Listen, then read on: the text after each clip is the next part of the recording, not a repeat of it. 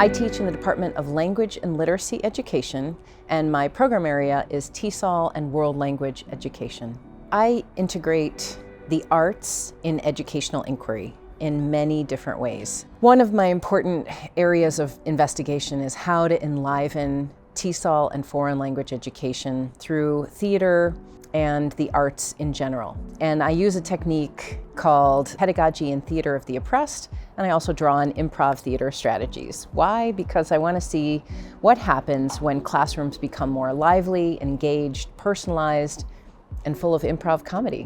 What can make language learning fun? I think I've spent my whole life wishing for the importance of education and teachers' practices to be recognized, validated, and supported in communities at large in the United States. So my goal is to find ways to not just retain teachers, but to nourish them as artistic and creative beings who bring to the practice gifts that our community can't do without. I have the great joy and honor of working with students from all around the world, from Korea and Russia, from California, Maine, Georgia, all over. And wherever a student comes from, they bring the richness of their experiences, and I get to become a co-learner alongside them. My students are now professors in colleges in New York and North Carolina. I have a student at Appalachian State, a student who's a professor in Maine. One of my students works for the intelligence agency in Brazil. One of my students started the first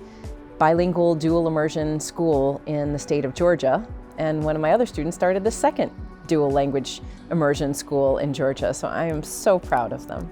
Students should consider coming to the University of Georgia because we are resource rich in creativity, in access to the best materials you can find in the country, and of course faculty who care about teaching. Any student who wants the most beautiful climate in the world, a supportive environment for learning, and a place that truly funds research and investigation on campus, this is the place to be.